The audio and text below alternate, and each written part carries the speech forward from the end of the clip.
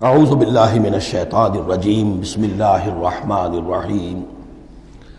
اب ہمیں مکی اور مدنی صورتوں کے اس پہلے گروپ میں جو دو جوڑے مدنی صورتوں کے ہیں ان میں سے پہلے جوڑے کی دوسری صورت کا مطالعہ کرنا ہے۔ یہ سورہ آل عمران ہے۔ جیسا کہ اس سے قبل بھی میں آپ کو بتا چکا ہوں کہ جوڑے ہونے کی نسبت یہ ہے کہ ان دونوں چیزوں میں گہری مشابہت بھی ہو، مرد اور عورت بہت مشابہت بھی ہے لیکن کچھ فرق بھی ہو، اور جو فرق ہو وہ ایسا ہو کہ جس سے ایک دوسرے کے لیے کمپلیمنٹری ہو، ایک دوسرے سے مل کر کسی مقصد کی تکمیل ہوتی ہو۔ یہ نسبت زوجیت کی حقیقت ہے۔ اب آپ دیکھیں گے مشابہتیں جو ہیں بہت نمایاں جو سورہ بقرہ میں اور سورہ آل عمران میں ہیں کہ دونوں شروع ہوئی ہیں الف لام میم سے۔ دونوں کے شروع میں قرآن مجید کی عظمت کا بیان ہے، اگرچہ سورہ آل عمران میں اس کے ساتھ ہی تورات اور انجیل کا بیان بھی ہے۔ دونوں کے اختتام پر بڑی عظیم آیات آئی ہیں۔ وہ آیت ہم پڑھ چکے ہیں جو سورہ بقرہ کے اختتام پر آئی ہے، جو کہ ایک عظیم دعا پر مشتمل ہے۔ عظیم ترین دعاؤں میں سے اس کو شمار کیا جا سکتا ہے، ربنا لا تؤاخذنا ان نسینا واخطانا۔ سورہ آل عمران کے آخری رکوع میں بھی ایک نہایت جامع دعا آئی ہے، وہ 3-4 آیتوں میں پھیلی ہوئی ہے، بڑی جامع دعا ہے۔ پھر جیسے میں نے آپ کو بتایا کہ سورہ بقرہ میں بھی یہ سورۃ الامتین ہے، دو امتوں سے بحث کر رہی ہے، گفتگو کر رہی ہے، خطاب کر رہی ہے۔ یہی معاملہ سورہ آل عمران کا بھی ہے، لیکن یہ فرق ہے کہ سورہ بقرہ میں زیادہ گفتگو ہے یہود کے بارے میں، اور سورہ آل عمران میں زیادہ گفتگو ہے نصارہ کے بارے میں۔ تو گویا کہ اس طرح وہ تکمیل ہو رہی ہے کہ اہل کتاب کا جو ایک طبقہ تھا اور اہم تر طبقہ تھا یہود، دینی اعتبار سے ان کی اہمیت زیادہ تھی، چاہے تعداد میں وہ کم تھے اور کم ہے، لیکن یہ کہ دینی اعتبار سے ان کی اہمیت زیادہ رہی ہے۔ دوسرا طبقہ ہے یہ عیسائیوں کا، لیکن یہ کہ ان کا تذکرہ وہاں بہت کم آیا، یہاں آپ کو اس سورہ آل عمران میں زیادہ خطاب ان سے ملے گا۔ پھر جیسے سورہ بقرہ کا پہلا نصف جو ہے وہ 18 رکوعوں پر اور 152 آیات پر مشتمل تھا، اور نصف ثانی جو ہے وہ 22 رکوعوں پر لیکن 134 آیات پر مشتمل تھا، تو تقریباً مساوی دو حصے تھے۔ وہی کیفیت آپ کو یہاں ملے گی، بلکہ یہاں وہ بتمام و کمال ہے، دونوں حصے بہت مساوی ہیں۔ کل 20 رکوع ہیں، 10 رکوع ایک نصف اول میں ہے، 10 رکوع نصف ثانی میں ہے۔ صرف ایک آیت کا فرق ہے کہ پہلے 10 رکوعوں میں 101 آیات ہیں اور دوسرے 10 رکوعوں میں 99 آیات ہیں۔ پھر جیسے وہاں 3 حصے ہیں نصف اول کے، ویسے ہی یہاں بھی 3 حصے ہیں نصف اول کے، لیکن یہاں رکوعوں کی تقسیم نہیں ہے بلکہ آیات کی ہے۔ پہلی 32 آیات میں تمہیدی کلام ہے، جیسے کہ 4 رکوع سورہ بقرہ کے، اگرچہ وہاں روح سخن ابتدا ہی سے یہود کی طرف ہو گیا تھا، یہاں روح سخن ابتدا ہی سے نصارہ کی طرف ہے، لیکن یہ کہ یہاں کی 32 آیات اسی طرح تمہیدی کلام پر مشتمل ہے جیسی کہ سورہ بقرہ کے 4 رکوع۔ پھر یہاں 31 آیات براہ راست خطاب ہے نصارہ سے، خاص طور پر حضرت عیسیٰ علیہ السلام کی ولادت کن حالات میں ہوئی، کیا ان کا مقام اور مرتبہ تھا، کیا ان کی اصل حیثیت تھی، پھر یہ کہ ان کے ساتھ کیا معاملہ ہوا۔ یہ حصہ نازل بھی ہوا ہے سن 9 ہجری میں، جو شامل یہاں کر دیا گیا ہے، حالانکہ اس سورہ مبارکہ کا اکثر و بیشتر حصہ جو ہے وہ سن 3 ہجری میں غزوہ احد کے بعد نازل ہوا ہے، لیکن یہ کہ یہ حصہ جو ہے 31 آیات پر مشتمل نازل ہوا سن 9 ہجری میں۔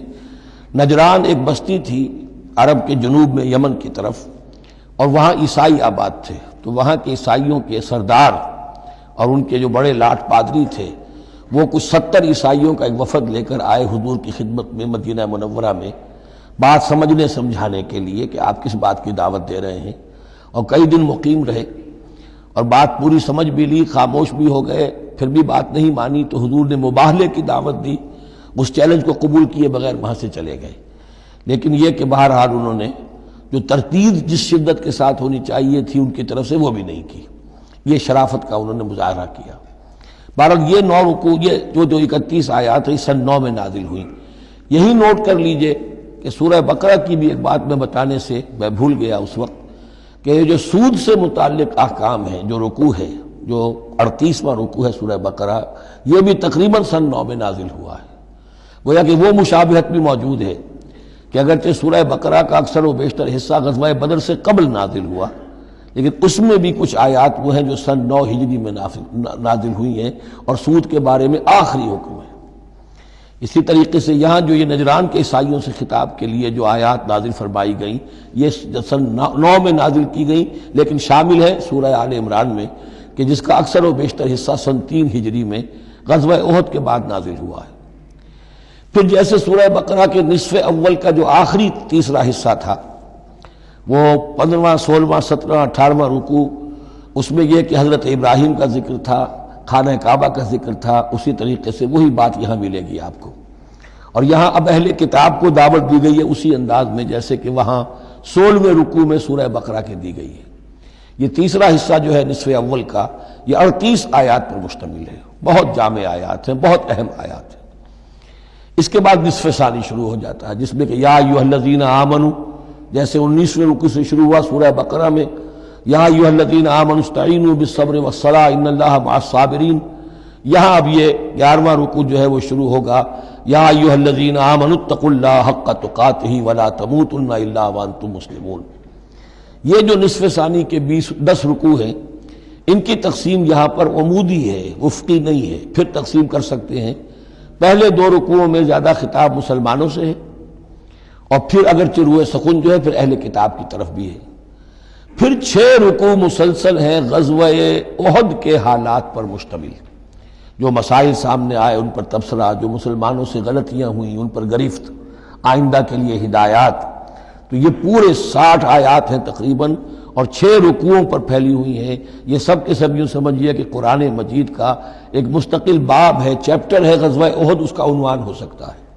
لیکن قرآن میں اس طرح سے چیپٹر بنائے نہیں گئے ہیں، بلکہ یہ صورتیں ہیں کہ جو میں نے جیسا کہ ابتدا میں عرض کیا تھا تعارف قرآن کے ضمن میں کہ یہ مجموعہ خطبات الہیہ ہے، ایک خطبہ نازل ہو رہا ہے اور اس کے اندر جو مضامین آ رہے ہیں، لیکن ان میں ربط اور ترتیب ہے۔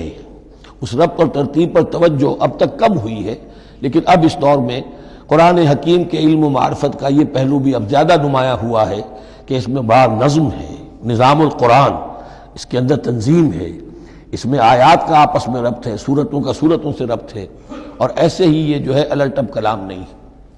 پھر آخری 2 رکوع، وہ ان میں سے ایک تو جو ہے آخری رکوع وہ تو بہت ہی جامع ہے، اور اس میں وہ عظیم دعا بھی آئی ہے، اور فلسفہ ایمان کے بارے میں اہم ترین بحث ہے کہ جو اس مقام پر آئی ہے۔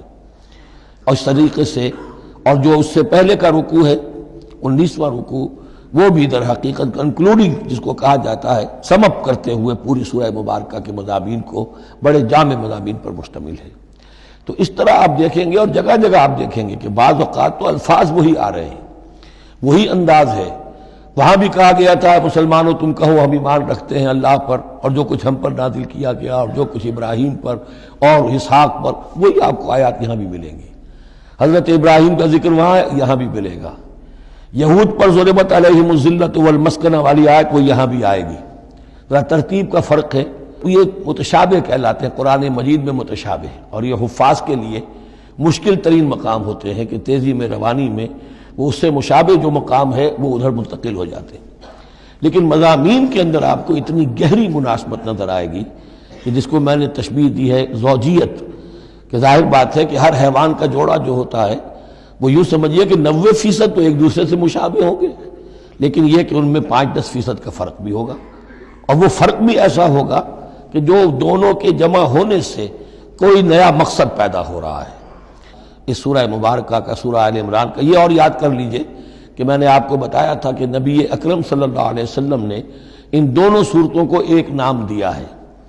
جیسے آخری جو 2 صورتیں ہیں قرآن مجید کی، ان کو ایک نام دیا گیا معوذتین، قل اعوذ برب الفلق قل اعوذ برب الناس۔